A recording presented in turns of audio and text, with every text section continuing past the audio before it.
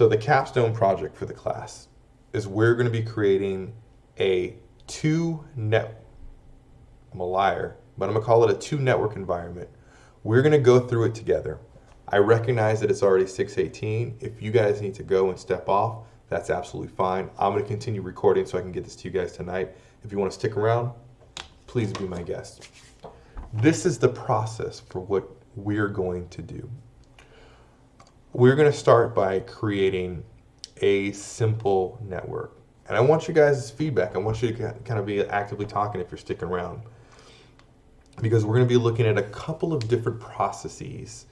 And we're going to drill down all of these in CCNA 2. But we gotta see how it works first. We're going to start with a server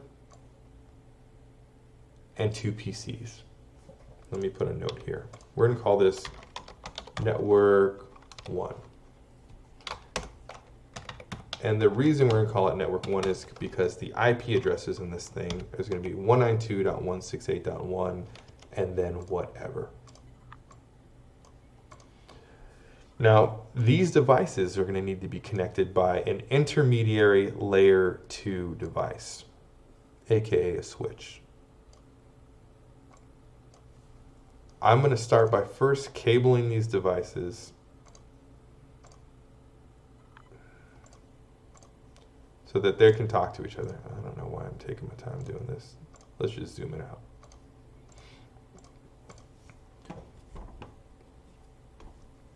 If I wanted these devices to be immediately communicable with one another, they would not be able to, because they have no self-identification. They don't know who they are. It is the job of a protocol called DHCP, Direct Host Control Protocol, which hands out logical addresses. I'm going to walk through with you really quickly setting up DHCP in the Net Academy of the packet tracer environment so you can see how this happens. But first I want to show you that I'm not a liar. If I go over to desktop on one of the PCs and I look at IP, by default it's set up as static. If I try to use DHCP, it's going to get what's called an APIPA address, which is essentially the computer requesting. It's sending out requests saying, I need to know who I am. Tell me who I am. I'm having an existential crisis, midlife crisis here. Tell me who the hell I am. Its expectation is that there's going to be a protocol service, a DHCP, that's saying, you want to know who you are? This is your identity. But instead what happened is it's getting this really unusual 169.254 IP address. A PIPA, this 169 prefix, is a specialized address range that's essentially telling this computer it is not a valid identity. Not a valid identity. So here's what I'm going to do. I'm going to go into my server.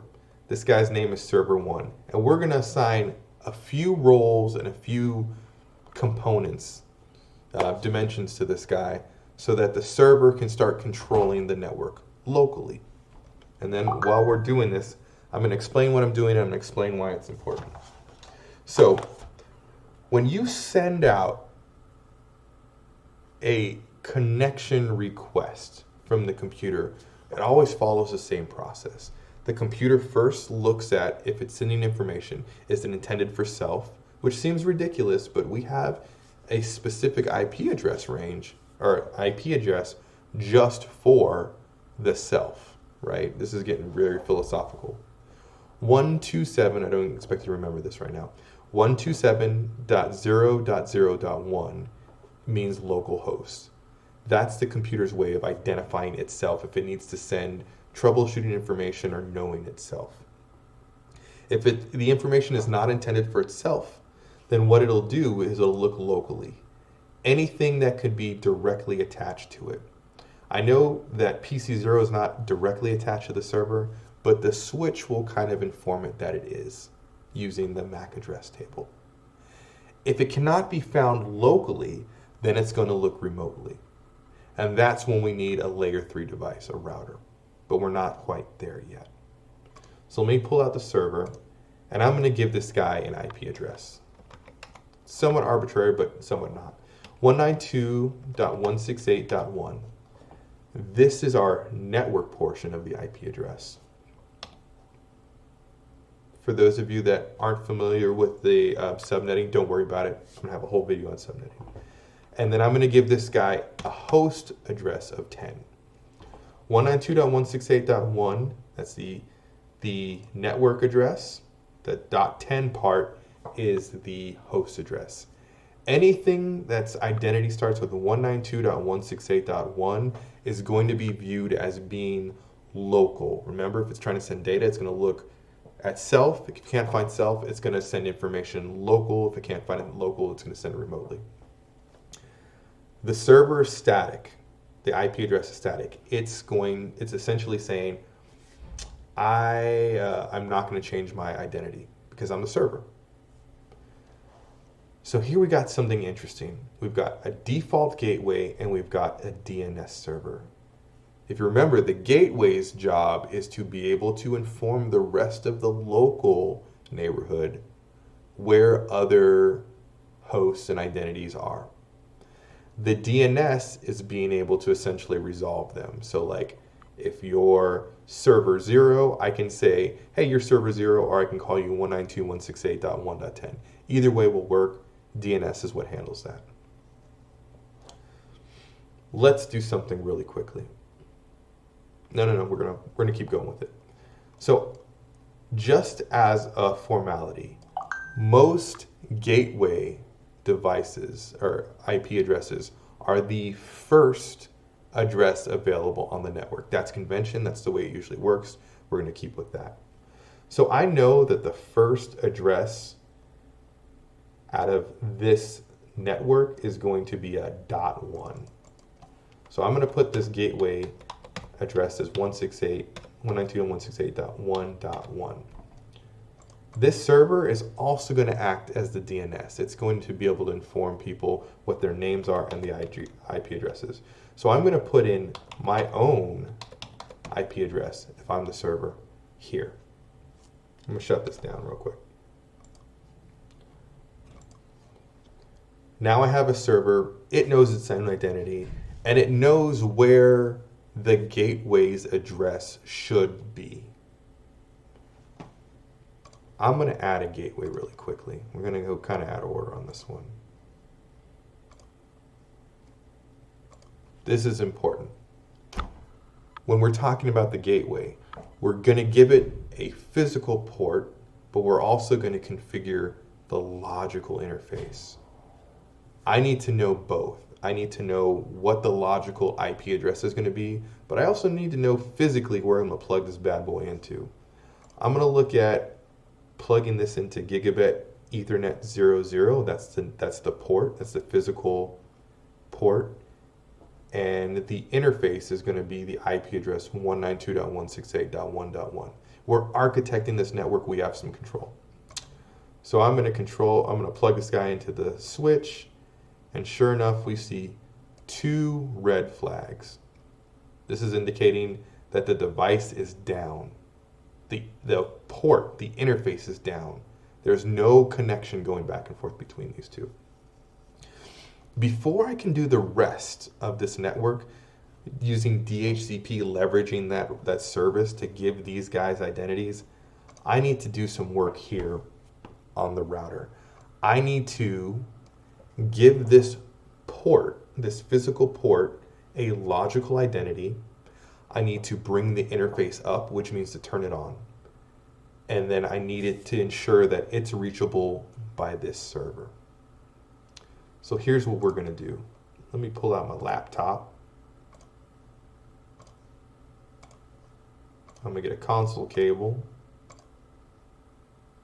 I'm going to plug it into the router.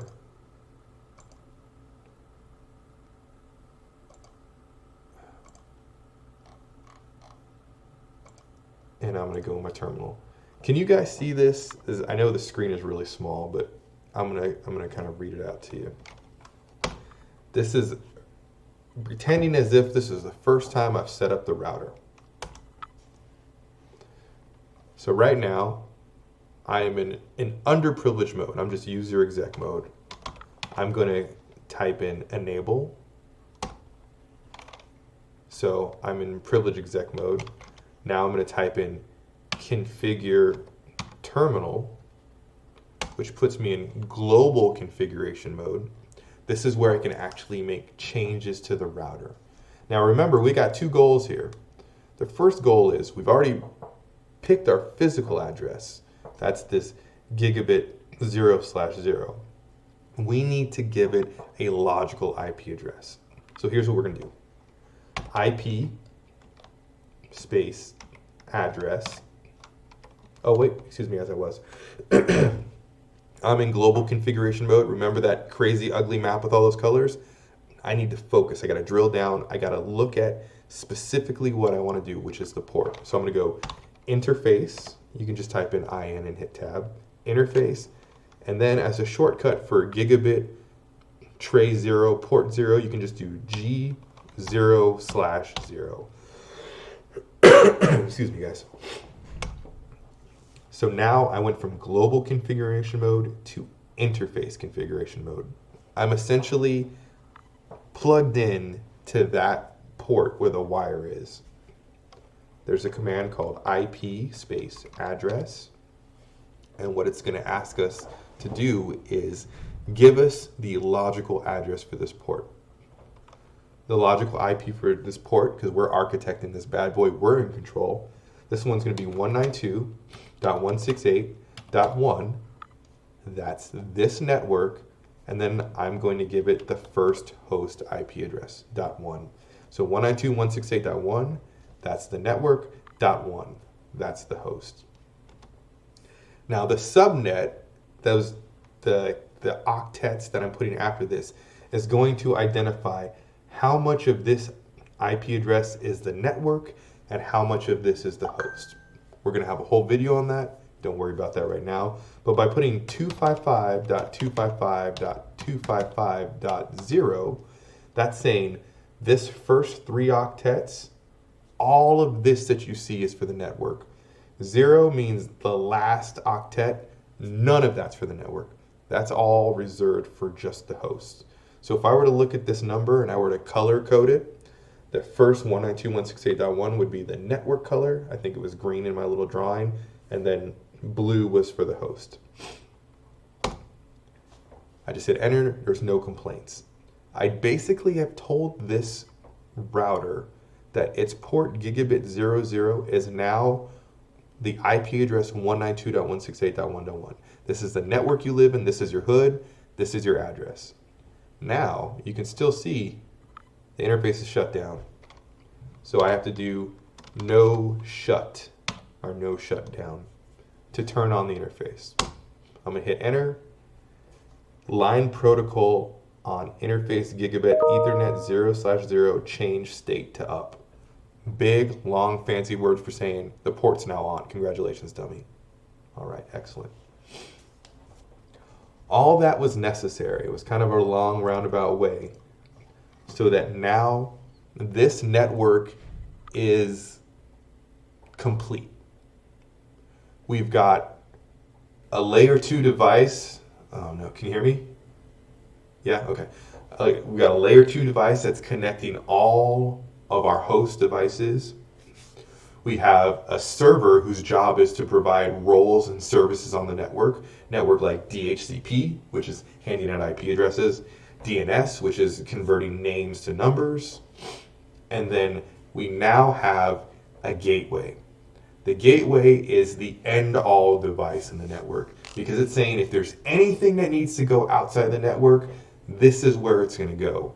But also, DHCP is so holistic, so comprehensive.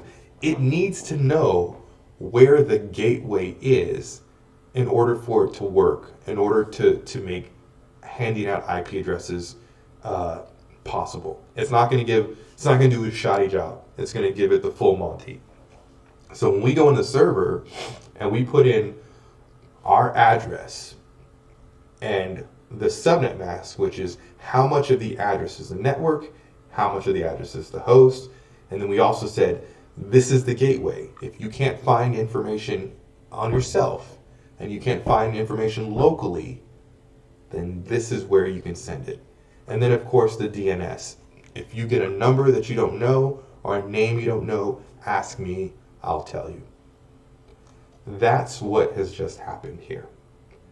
So now that we've established who the server is, we've made the network complete, we've made the server semi-complete. We've got a few things to do real quick.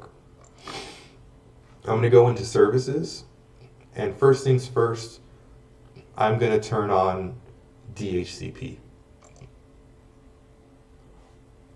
I'm going to turn the service on. The first thing it's asking, because this is the process of handing out all the identification information any device on the network would need to know. So this needs to be the most knowledgeable aspect of the network. Who's the gateway? Where do we send information if we can't find it? Or if it needs to go externally, remotely? Well, 192.168, what's the host? .1, right. Who's the DNS server? If we get a name like AOL.com, how do we convert that? Who's going to know that information? Well, for right now, we will. 192.168.1.10. That's the server, that's me. Now, this is what's known as the pool.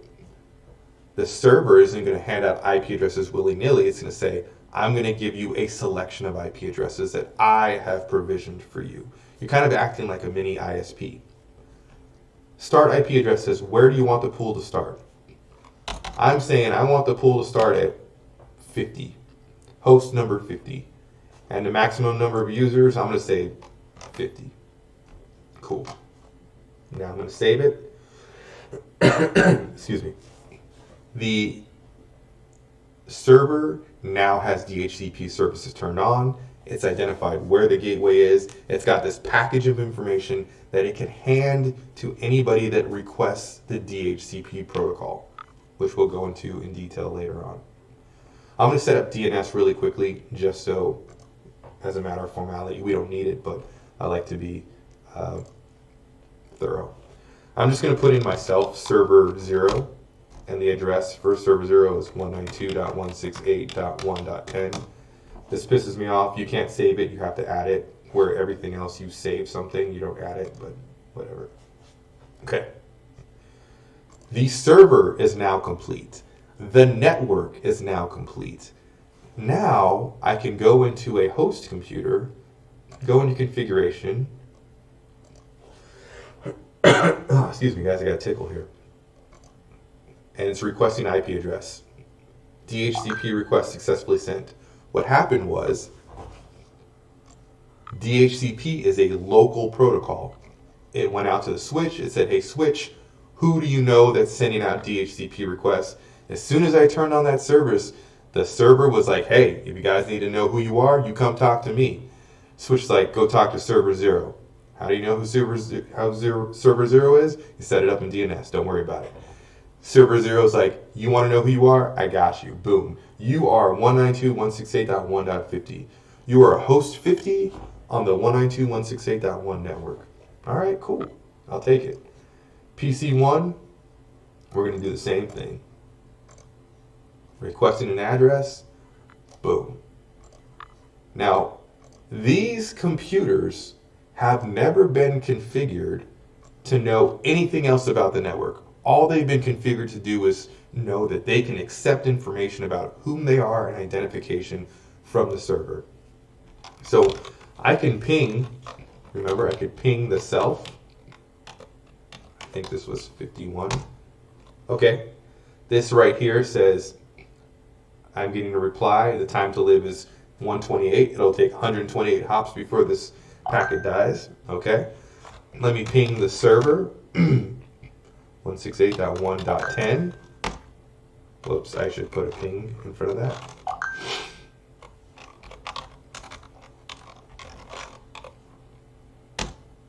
Okay. The ping is saying, hey, 192.168.1.10, are you alive? Server saying, I'm alive. All right, hold on. How about this? Ping server 0. Are you alive? I've got DNS set up. I know who server 0 is. That's me. All right, how about this? I have never once connected or had any interaction with the gateway. Ping 192.168.1.1.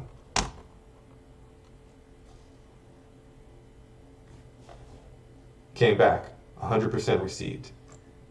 The server has bundled all the information about connectivity both locally and remotely and handed out to anybody who's requesting those IP addresses. What I just did was I sent a request to see if this router, this gateway interface is alive. I sent a ping request. It went to the only connected hardware that it's attached to. It opened up the layer 2 MAC address header, the frame, and said, hey, who are you looking for? 192.168.1.1. I know who that is. That's attached to this port. Let me pass it over. The ping went over to router 0. It said, okay, layer 2, this is my MAC address, this is me, open it up. Oh, here's an IP packet, ICMP ping header or packet for me. It's destined for my IP address, that's me. Open it up, pull out the data. The data, what protocol is this? It's a ping. Okay, you're looking to find me and you want a response back. Cool, let me get some information. I'll put an IP header on it. I'll put a frame on it. I'll send it to the switch. You know what to do. All that happened instantaneously. That is the first part of the practical application that we're going to have to do before the close of the semester next week. The next part, I'll give you a really quick review. We're going to be taking this guy and we are going to be connecting this router to this router, and we're going to be sending information from one LAN, this network 192.168.1, to this network 192.168.2. It's going to be the exact same except a different network. But we're going to employ a special protocol because when you connect this device and this device, do you know what happens between these two guys right here? Any ideas? This is its own network. This is a specialized network for these intermediary devices.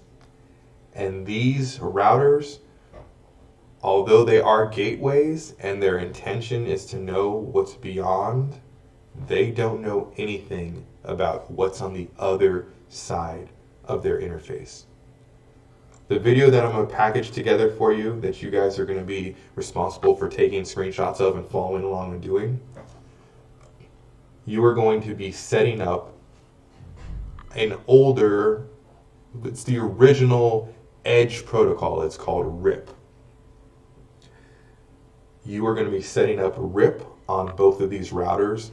These routers are going to learn the routes from each other, share that information, and you're going to send information from one network across the router 0, across this mini intermediary network to router 1, and into network 2. And you're going to see that entire process unfold from scratch. I'll put that video out for demonstrating how to do the second portion. It will be much faster than this, I promise you. And you're going to spend most of your focus time on instantiating the RIP protocol so that these two routers can learn the routes from each other. And they will have full connectivity between network 1 and network 2. That is the basis of a very simplified version of how the entire internet works. Essentially having a principal device that is a gateway that knows about a network beyond its own. It doesn't need to know two networks beyond its own, but it finds a way to route information purposefully and intentionally within guidelines and protocols so that any piece of information from wherever you are can get anywhere else in the world as long as there's a line connecting it. That's the power of this stuff right here. Getting information anywhere, anytime, as long as there's at least one line connecting it. And if there's more than one, it automatically picking the best route, even between different packets. That's the Capstone. I'm going to put the video out showing you RIP, and I'll try to condense this so that we have this as a special video by itself, and the first portion that was Module 8 will be its own video, and then you guys are good. If you have any questions, please let me know. I'm sorry for keeping you after. It's really important to me that you saw this, and you were about to do essentially the cornerstone of what the Cisco Networking Academy is all built around. Setting up communication between one network external to another and making information flow back and forth. You guys are awesome. Please let me know if I can do anything for you. I'll try to have the video out to you. If not by tonight, tomorrow morning first thing. Okie dokie. All right, guys. Awesome, awesome, awesome. Please send me messages if you need something, emails or text. All of the above. Carrier pigeon, whatever it takes. All right, guys.